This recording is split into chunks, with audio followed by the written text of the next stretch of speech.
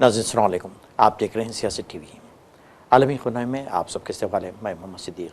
سب سے پہلے سرخیوں پہ ایک نظر ڈالتے ہیں۔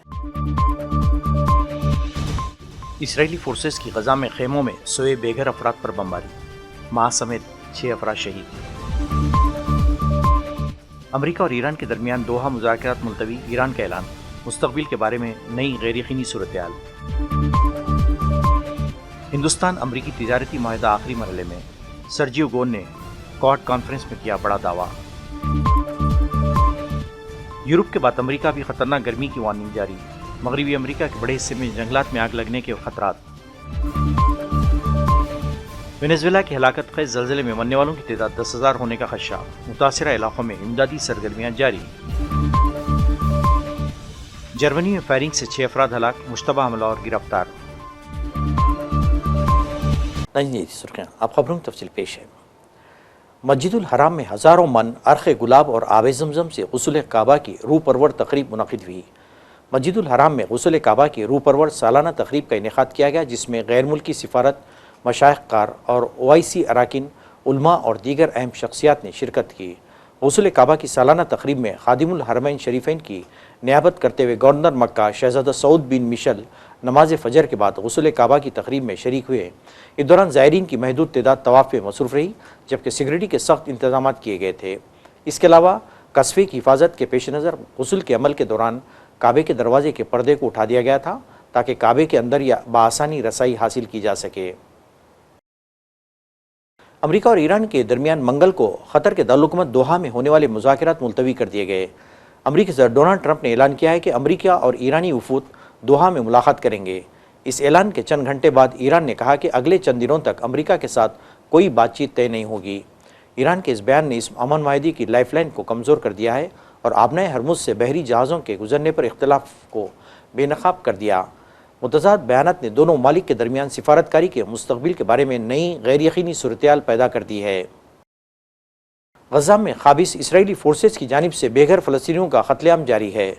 صہیونی فورسز نے غزہ میں المواسی کے خیموں میں سوئے بے گھر افراد پر بم برسائے، جس کے نتیجے میں 1 سال کے شیرخوار بچے اور 23 سال کی ماں سمیت 6 فلسطینی شہید اور درجنوں افراد زخمی ہوئے۔ ادھر دیر البلاغ میں بھی اسرائیل کے فضائی حملے میں بچے سمیت 3 افراد شہید ہو گئے، جبکہ مغربی کنارے کے شہر رام اللہ میں اسرائیلی فوج نے فائرنگ کر کے 15 سالہ لڑکے کو شہید کر دیا۔ وینزویلا میں گزشتہ ہفتے آئے زلزلوں سے ہلاکتوں کی تعداد 10,000 ہونے کا خدشہ ہے۔ اقوام متحدہ حکام کے مطابق 10,000 لاشوں کے لیے بیگس حاصل کیے جا رہے ہیں۔ امریکی جیولوجیکل سروے نے بھی اموات کی تعداد میں 10,000 سے 1 لاکھ کے درمیان تک ہونے کا خدشہ ظاہر کیا ہے۔ مقامی حکام کے مطابق فی الحال ہلاکتوں کی تعداد 1719 ہو گئی ہے، جبکہ 5,034 زخمی اور 15,866 افراد بے گھر ہو گئے ہیں۔ تباہ کن زلزلے کے نتیجے میں 2,500 عمارتیں متاثر ہوئی ہیں۔ متاثرہ علاقوں میں امدادی سرگرمیاں جاری ہیں اور ہلاکت خیز زلزلے کے 106 گھنٹوں بعد 21 سالہ شخص کو زندہ نکال لیا گیا۔ یورپین یونین نے زلزلہ متاثرین کے لیے $50 لاکھ سے زائد کی ہنگامی امداد جاری کر دی ہے۔ تاہم یونیسیف کا کہنا ہے کہ زلزلے سے متاثرہ 18 لاکھ افراد کے انسانی امداد کی ضرورت ہے۔ جرمنی میں مسلح شخص کی فائرنگ سے 6 افراد ہلاک ہو گئے۔ جرمن پولیس کا بتانا ہے کہ فائرنگ کا واقعہ شمالی جرمنی کے شہر اسٹیڈ میں ایک یوتھ ویلفیئر نوجوانوں کی فلاحی مرکز میں پیش آیا، جہاں ایک مسلح شخص نے اندھا دھند فائرنگ کی۔ پولیس کے مطابق فائرنگ کے نتیجے میں 5 افراد موقع پر ہی ہلاک ہو گئے، جبکہ ایک شخص اسپتال لے جانے پر دم توڑ گیا۔ جرمن پولیس کا کہنا ہے کہ واقعے میں ملوث مشتبہ حملہ آور سمیت 2 افراد کو حراست میں لے لیا گیا ہے اور واقعے کی مزید تحقیقات کی جا رہی ہیں۔ یورپ کے بعد امریکہ میں بھی خطرناک گرمی کی وارننگ جاری کر دی گئی ہے۔ امریکی نیشنل ویدر سروس نے وسطی اور مشرقی ریاستوں میں رواں ہفتے درجہ حرارت 38 ڈگری تک جانے کی پیشنگوئی کی ہے۔ امریکی میڈیا کے مطابق گرمی کی لہر کئی دن تک برقرار رہے گی اور آئندہ جمعے کو اس وقت اپنے عروج پر ہوگی جب یوم آزادی کی طویل تعطیلات شروع ہوں گی۔ منگل سے ہفتے تک درجنوں شہروں میں روزانہ کی زیادہ سے زیادہ درجہ حرارت کے ریکارڈ ٹوٹنے پر برابر ہونے کا امکان ہے۔ امریکی میڈیا کے مطابق امریکہ میں شدید گرمی سب سے جان لیوا موسمی خطرہ سمجھی جاتی ہے۔ سرکاری اعداد و شمار کے مطابق ہر سال گرمی سے ہونے والی اموات کی تعداد اوسطاً سمندری طوفانوں اور آسمانی بجلی سے ہونے والی مجموعی اموات سے بھی زیادہ ہو جاتی ہے۔ امریکی محکمہ موسمیات نے خبردار کیا ہے کہ مغربی امریکہ کے بڑے حصے میں جنگلات میں آگ لگنے کے خطرات بھی بڑھ گئے ہیں۔ ہندوستان میں امریکہ کے سفیر سرجیو گون نے ایک بڑا اعلان کرتے ہوئے دعویٰ کیا کہ ہندوستان اور امریکہ کے درمیان ہونے والا اہم تجارتی معاہدہ اب پایہ تکمیل کو پہنچنے والا ہے۔ معاہدے کے لیے تقریباً 1% قانونی کام مکمل ہو چکا ہے، اب صرف 1 یا 2% حصہ ہی باقی رہ گیا ہے، جس میں بات چیت جاری ہے۔ امریکی سفیر نے یہ انڈیا اطلاع واشنگٹن میں منعقد USA اسٹریٹجک پارٹنرشپ فورم کے چوٹی کانفرنس میں دی ہے۔ And so we continue to pursue that, and we are very close. Just last week, U.S. Ambassador Greer visited us in New Delhi for 2 days, and we are hopefully in the final steps of this deal. Most of this deal is complete. There's a few items that remain from both sides, but it's in the last 1 or 2% of that deal. And people ask me, why is this taking so long? We've been at this trade deal for 1.5 years. To put it into perspective, the European trade deal took 20 years. And so no matter what, as long as we beat the European deal, I think we're in good shape. But I'm determined to bring this to a close because this is a deal that is beneficial to both sides. This is not one side or the other. This is a win-win situation where both sides can do incredible things and do take this relationship to the next level. It's also a deal that, frankly, for a lot of individuals in this room, brings stability. For those of you that trade bilaterally, it's something that's incredibly useful and helpful. India was also invited and joined among the first 10 nations into Pax Silica. I understand you just heard from Jacob Hellberg, who was here a few minutes before I was. It's an incredible partnership. And Pax Silica comes down to one thing, and that is trust. The United States didn't just invite every single country in the world to join Pax Silica. We're inviting individuals that we trust, that we can work with, and that can continue working with us in the future. In the 6 months that I've been in India, I've seen the incredible potential. And that incredible potential is in every sector. There's not a day that goes by that a new item pops up for our two countries to work together. You name the sector, and the United States and India can work together and take it to an incredible height. So whether that's AI, technology, defense, it's unlimited potential, as I like to call it. And I aim to harvest that and to bring the two sides together. And it comes down to that win-win situation. The United States wants to work hand in hand with India. We care about this relationship. We have a president who deeply cares about this relationship. I was just with him before the weekend started here in DC, and I got to spend about 2 hours with the president. And he was captivated by what I have seen in India. He has very fond memories of India. His visit last time, it was one of his most remarkable visits that he continues to talk about. He holds India in a very fond place, that it's an incredible thing to have. And so I look forward to, at some point, as Al mentioned, having the president visit us back in India.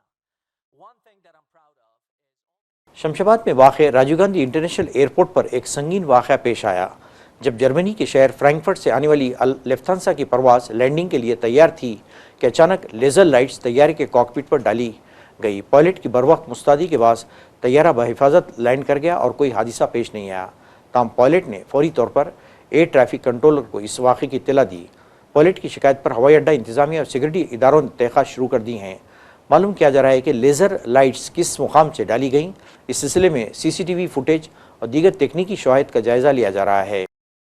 سابق ONGC director Sushma نے حکومت ہند کی تعریف کی، جبکہ آبنائے Hormuz پہ پابندی کے دوران ملک میں ایندھن کی سربراہی میں کوئی کسر باقی نہیں رکھی گئی۔ میڈیا سے خطاب میں سشما نے کہا کہ حکومت ہند کی وزارت میں ایک دوسرے سے بہترین تال میل نے ملک میں صورتحال کو بگڑنے نہیں دیا۔ انہوں نے دنیا کے سنگین حالات کے بارے میں بھی بیان دیا جب ایندھن کا بحران جاری تھا۔ And all the stakeholders, including the role of PSUs, I would like to highlight, because PSUs absorbed the losses. Of course, it was partly government's loss also because they are also the stakeholders. But then it was decided that, it was a sudden crisis for everyone across the world. And the kind of increase we have seen in the gasoline prices in US or even in Europe, it's like it went up to 40% plus. Whereas in India, in the initial time, when I was doing about a month back, we were calculating it was 2 to 3%. Subsequently only after the crisis subsided down a little bit, that, the prices were increased. So that buffer which the Indian government took in terms of financial loss and under recoveries, I think that saved the common man from difficulties. The other is, of course, the disruptions were almost negligible for such a huge country. And the black marketeering, I mean, there was a lot of emphasis on, just nipping it at its bud. I have traveled to, the Badrinath route and all, and, tourist season, but everywhere the supply was ensured. And I believe it would have been all across the country also. So one is that, of course, the industry was given a second priority for a short term, 70% only supplies. But then, when a country comes under a crisis or faces some external threat, which I perceive this to be an external threat because we are so much dependent on imports. So everybody has to, shoulder the responsibility and also shoulder the losses. So, but overall, I would say, and I think a lot of people across the world would have been very surprised and shocked the way India handled its energy disruption. And, increasing the source countries, increasing the source companies or the areas from where they have this thing. Plus, in-house, we have done a lot of work, just to try to offset the dependence in a very short-term manner. हिंदुस्तानी तज्जियेकारों ने कहा कि बांग्लादेश की दूसरी बड़ी बंदरगाह Mongla port का मंसूबा पहले भारत के साथ तय होना था, ताहम अब चीन की शमूलियत से भारतीय सरहद के करीब बीजिंग का असर और रसूख मजीद मजबूत होने का इम्कान है। बांग्लादेश के वज़ीर-ए-आज़म तारिक रहमान ने गुज़िश्ता हफ्ते अपने पहले गैर मुल्की दौरे के दौरान पहले मलाइशिया और इसके बाद चीन का दौरा किया। माजी में बांग्लादेश के वज़ीर-ए-आज़म अपनी पहली सरकारी बैरून मुल्क मसरूफियत के लिए रिवायती तौर पर इंडिया का इंतखाब करते थे, ताहम बांग्लादेश नेशनलिस्ट पार्टी BNP की क़यादत में क़ायम नई मुल्की हुकूमत के सरबराह के चीन के दौरे को भारत के लिए एक अहम सिफारती पैगाम करार दिया जा रहा है। चीन के दौरे के आखिरी रोज़ वज़ीर-ए-आज़म तारिक रहमान ने चीनी सदर शी जिनपिंग से मुलाकात की, जिसमें दोनों ममालिक के बाहमी ताल्लुकात और मुख्तलिफ शोबों में ताउन पर तबादला ख्याल किया गया। अमरीका में पालतू कुत्ते के काटने से 7 दिन का बच्चा मौत के मुंह में चला गया, जिसके बाद बच्चे के वालिदैन, दादा दादी और दीगर अफराद एक नई मुसीबत में मुब्तला हो गए। अमरीकी रियासत इंडियाना में पेश आने वाले एक हौलनाक वाक़े ने पूरे इलाके को सोग में मुब्तला कर दिया, जहाँ सिर्फ एक 7 रोज़ा उम्र का एक नौमौलूद बच्चा घर के पालतू कुत्ते के हमले में जान की बाजी हार गया। अफसोसनाक साने के बाद पुलिस ने फौरी कार्रवाई करते हुए बच्चे के वालिदैन समेत ख़ानदान के 6 अफराद के खिलाफ गफलत और दीगर इल्ज़ामात के तहत मुकदमा दर्ज कर लिया है। नाज़रीन, आखिर में सुर्ख़ियों पे कौन है? इसराइली फोर्सेस की गजा में खेमों में सोए बेघर अफराद पर बमबारी, माँ समेत 6 अफराद शहीद। अमेरिका और ईरान के दरमियान दोहा मुज़ाकरात मुलतवी, ईरान का ऐलान, मुस्तक़बिल के बारे में नई गैर यकीनी सूरत-ए-हाल। हिंदुस्तान अमरीकी तिजारती माहिदा आखिरी मरहले में, सर्जियो गोन ने क्वाड कॉन्फ्रेंस में किया बड़ा दावा। यूरोप के बाद अमेरिका भी खतरनाक गर्मी की वार्निंग जारी, मगरबी अमेरिका के बड़े हिस्से में जंगलात में आग लगने के खतरात। वेनेजुएला के हलाकत खेज़ ज़लज़ले में मरने वालों की तादाद 10,000 होने का खदशा, मुतासिरा इलाकों में इमदादी सरगर्मियाँ जारी। जर्मनी में फायरिंग से 6 अफराद हलाक, मुश्तबा हमलावर गिरफ्तार। नाज़रीन, इसी के साथ ही आलमी खबरनामा ख़त्म होता है। मुझे और सारी सियासत की टीम को इजाज़त दें। अल्लाह हाफ़िज़।